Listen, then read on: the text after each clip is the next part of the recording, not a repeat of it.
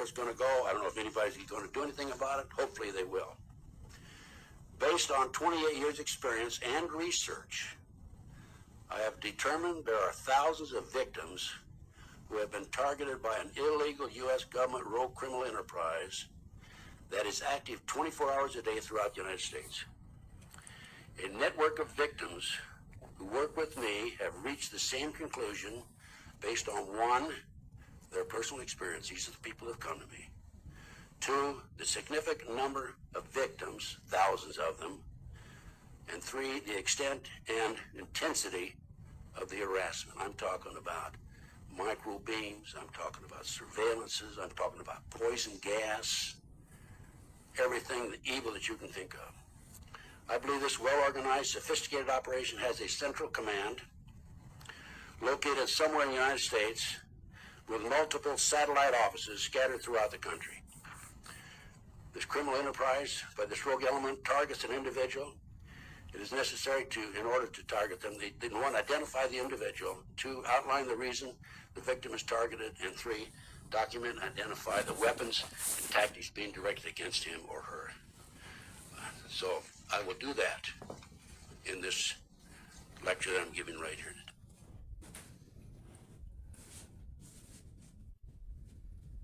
There is a conspiracy.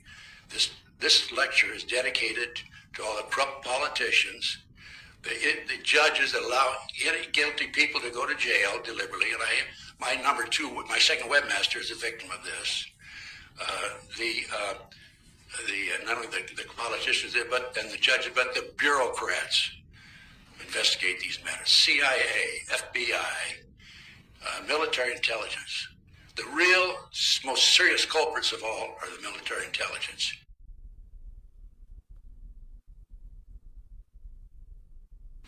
I can't tell you how many illegal burglaries, illegal entries I've had into my home.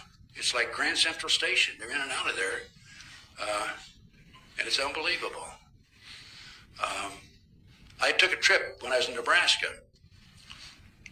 I was gone for about 3 weeks. I came back, and I had my research, 500 boxes of research over a period of years, stored in the 3rd bedroom.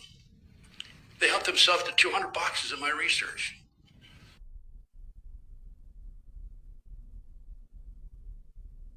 Buzz is the emerging SEAL group. Oh, I see. They're budding SEALs. Budding SEALs. I see. And they have to break into houses. Their training exercise is to break into civilians' houses. For practice. For practice. They broke into my house. And then when the psyching was beginning, I had white blouses, but they would all have black dots on them. I'd say, George, here's another blouse with a black dot. It was just a little message. This was somebody's message. And, I was always looking around for screwdrivers. Well, one day I come home, and there are about 12 screwdrivers on the table, neatly placed. Well, you can't call the police and say, I've got 12 screwdrivers, You can't tell people that you've got black dots on all your white blouses.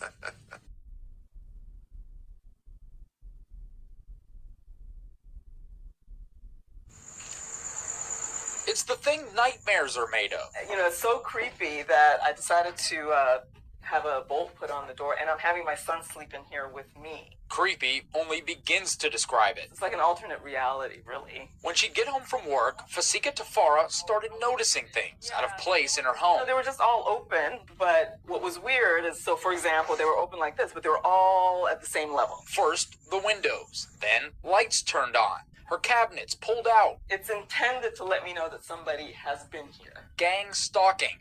It's an eerie practice aimed at your psyche to make you almost feel like you're going crazy. It's spooky, and my understanding is that if this is in fact what it is, it can go on for years, Only you're not. Tafara left her phone recording audio at her house. Listen, you can hear what sounds like people rummaging around. On one, you can hear what sounds like drilling.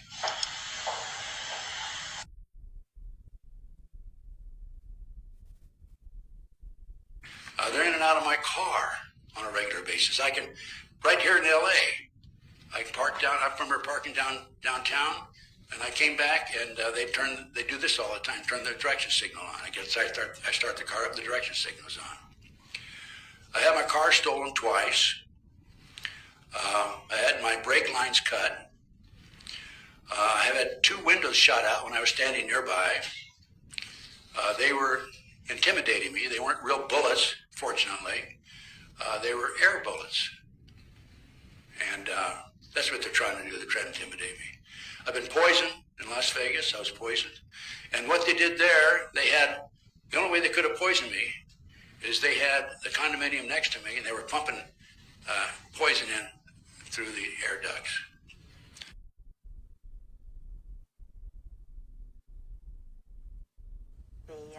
The teams, the biological electronic warfare school that came after my husband left FMF Land, he went to the school,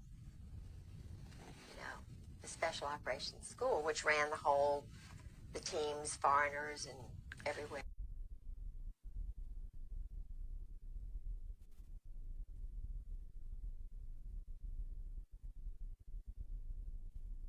Okay, that kind of gives you, I think I laid the foundation pretty well, didn't I?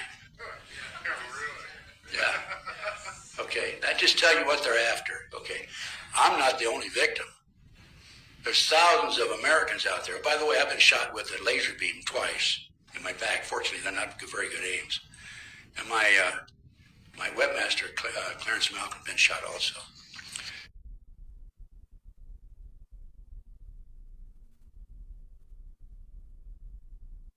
My mail's been opened, diverted, and intercepted.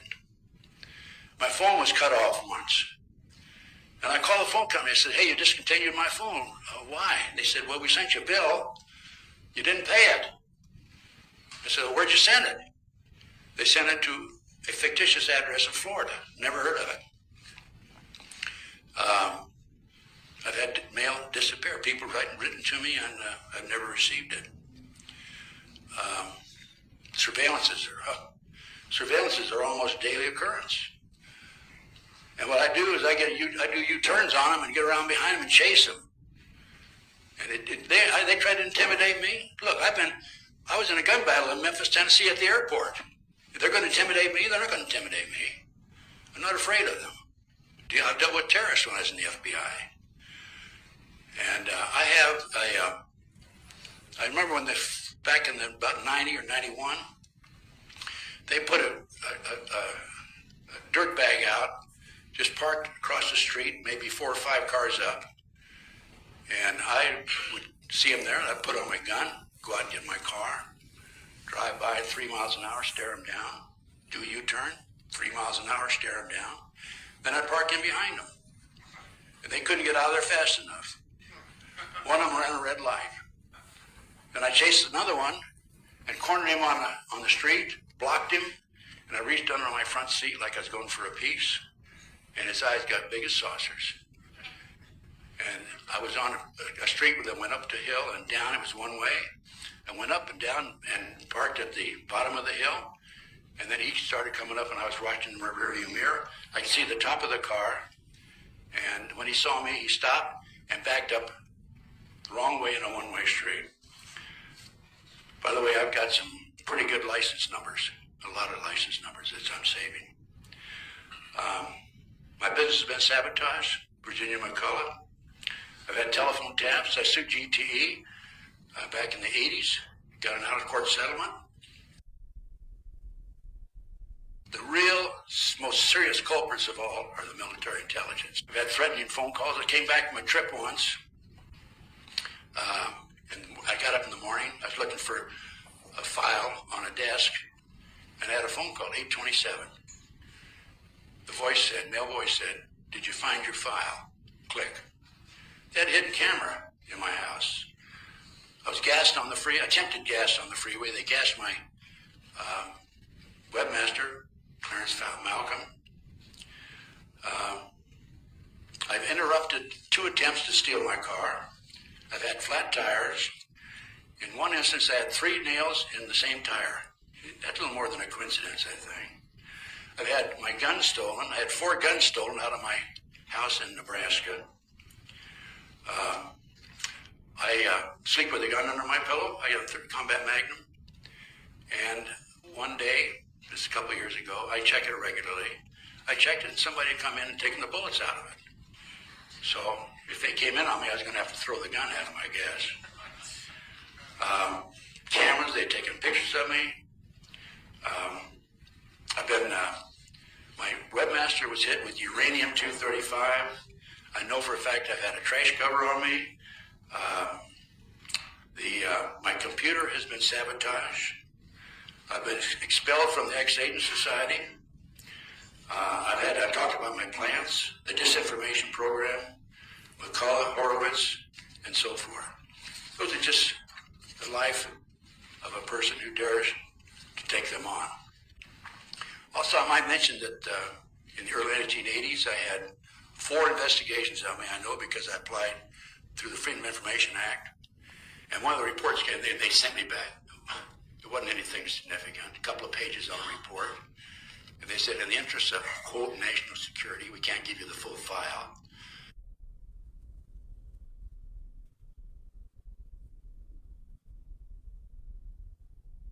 Because think of it this way. Think of it this way. Private enterprise, right? If they invest money, they want a return on their money. There's no return on the money of these people running around chasing me on surveillances. You follow what I'm saying? In other words, there's no return. And who we could finance all these operations that have been directed against me, not only me, but other people, numerous other people. Who could finance that?